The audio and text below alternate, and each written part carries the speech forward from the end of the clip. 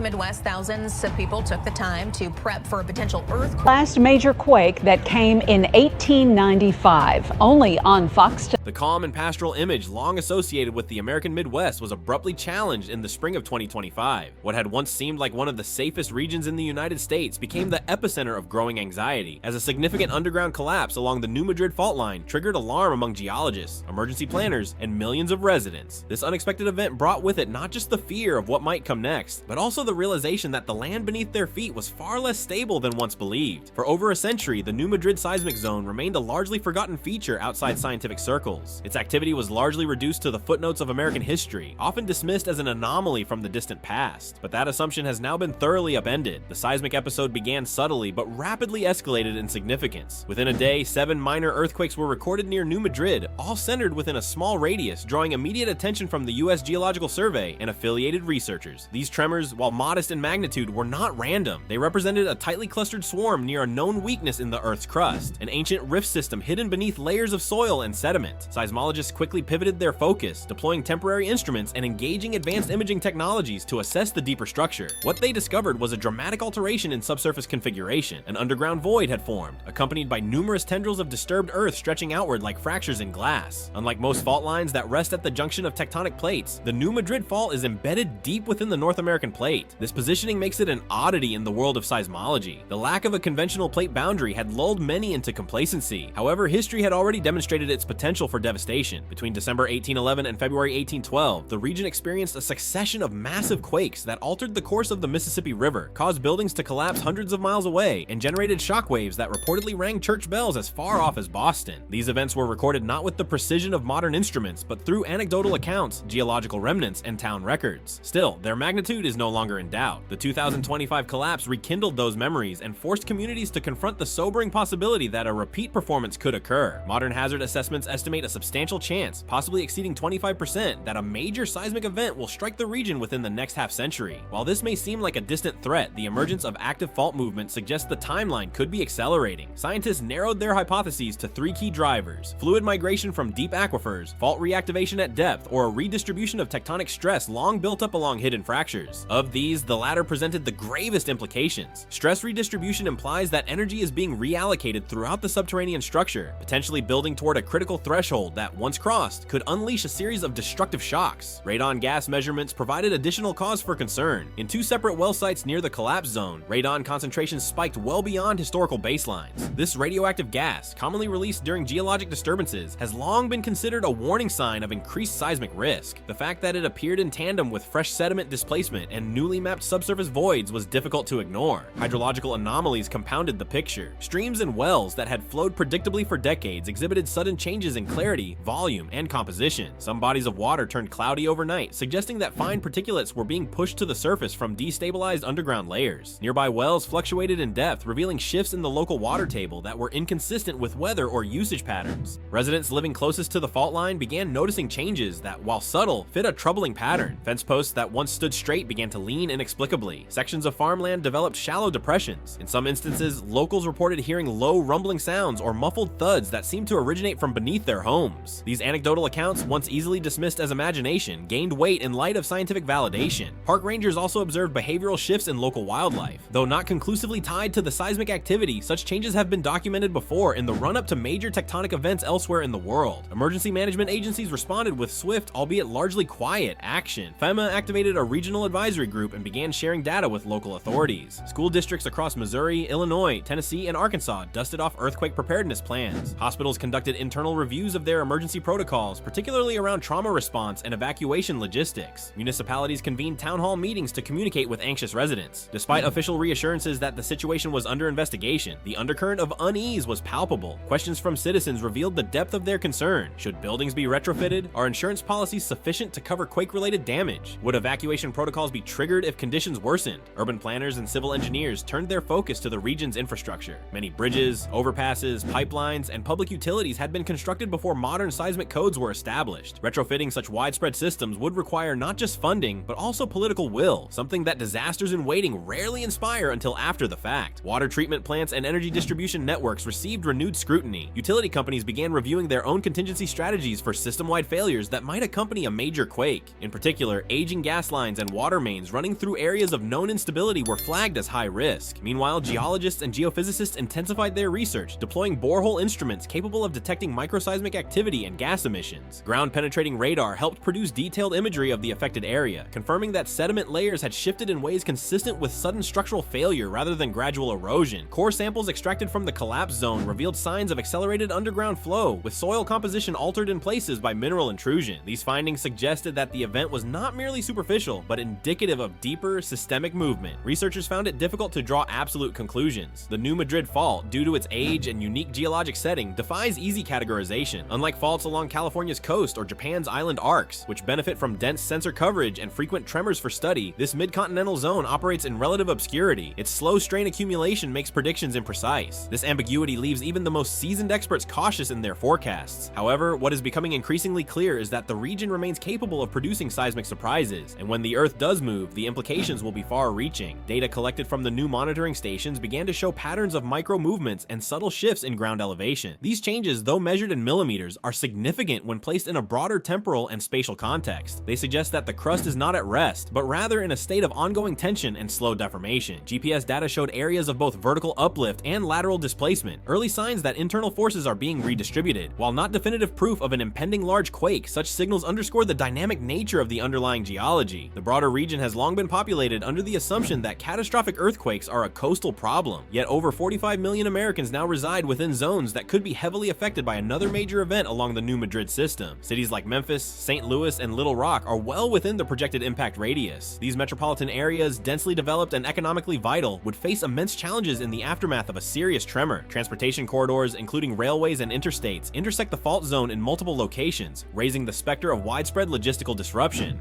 The economic ripple effects of a significant quake could stretch well beyond the initial damage zone. Supply chains that rely on Midwestern distribution hubs might be compromised. Agricultural production, heavily concentrated in the fertile plains that straddle the fault zone, could suffer prolonged setbacks if irrigation systems or grain storage infrastructure were compromised. Insurance markets, already strained by climate-related events, may be ill-equipped to absorb another category of large-scale disaster. The human toll, injuries, displacement, psychological trauma would be immense, and recovery could take years. While the 2025 collapse did not cause immediate casualties or visible destruction, its significance lies in what it represents. A clear reminder that the Earth beneath the Midwest is not inert. It is alive with tension and susceptible to release. Even as scientific teams worked around the clock to analyze samples and monitor trends, the feeling of uncertainty remained thick. No one can yet say whether this event was a warning shot or the prelude to something more severe. The past offers chilling precedent, but the future holds only questions. As researchers expand their network of sensors and refine their models, one thing has become undeniable: the need for broader public awareness. Earthquake education in the region has historically lagged behind that of places like California. Emergency drills are infrequent. Building codes in smaller towns often lack seismic standards. Insurance coverage for quake damage is limited, and public understanding of the risk remains uneven. If the New Madrid Fault does reactivate in a meaningful way, the Midwest may face a level of disruption it is neither prepared for nor expecting. To mitigate this, state governments have begun issuing advisories aimed at boosting public readiness. These include checklists for emergency kits, maps of safe zones, and recommendations for structural reinforcement. Some schools have introduced earthquake education into their science curricula. Nonprofit organizations have begun outreach campaigns to spread awareness of the region's seismic potential, yet these efforts remain modest compared to the scale of the threat. Long-term resilience will require a coordinated approach that includes federal funding, updated infrastructure plans, and sustained scientific engagement. As the days passed and the ground settled, the urgency in official statements softened, but the quiet work of scientists continued. Sensors kept recording, samples were processed, and data models were adjusted. The collaboration between academic institutions and federal agencies intensified. Cross-disciplinary teams brought together seismologists, hydrologists, geotechnical engineers, and urban planners to examine the multifaceted nature of the threat. What emerged was a picture not of imminent doom, but of fragile equilibrium, an unstable piece held together by unknown variables. Amid all this, the voices of local communities have grown more prominent. Residents are increasingly advocating for stronger policies and greater transparency. They are demanding that public officials treat the possibility of a major earthquake with the seriousness it deserves. Stories from those who remember minor quakes decades earlier are resurfacing. These personal recollections, once viewed as quirks of local folklore, are now valued as part of the living record, a human lens on a geologic phenomenon. The true power of the New Madrid Fault lies not only in the strength of its past earthquakes, but also in its ability to challenge assumptions. It exists as a silent force, capable of altering lives with little warning. The 2025 collapse, though small in scale, shattered the illusion of permanence that many had taken for granted. It reminded an entire region that even in the absence of smoke or fire, danger can lurk beneath the most peaceful of landscapes. As researchers continue continue their pursuit of understanding, and as communities begin to adapt to this reawakened threat, the Midwest finds itself at a crossroads. One path leads to enhanced preparedness and infrastructure capable of withstanding the unexpected. The other invites the risk of complacency, a gamble on borrowed time. The choice, as always, rests with those willing to heed the quiet signals rising from the earth, and so the region watches and waits. Monitors flash their readings, instruments hum quietly in boreholes, experts debate models over satellite feeds, emergency managers hold tabletop drills just in case, and ordinary people, farmers, teachers, shopkeepers, go about their lives with a new awareness. Something moved deep below, and it could move again. What matters now is not fear, but readiness. Through this collapse, the earth has reminded us of its memory and its patience. It does not forget the forces buried within, and neither should we.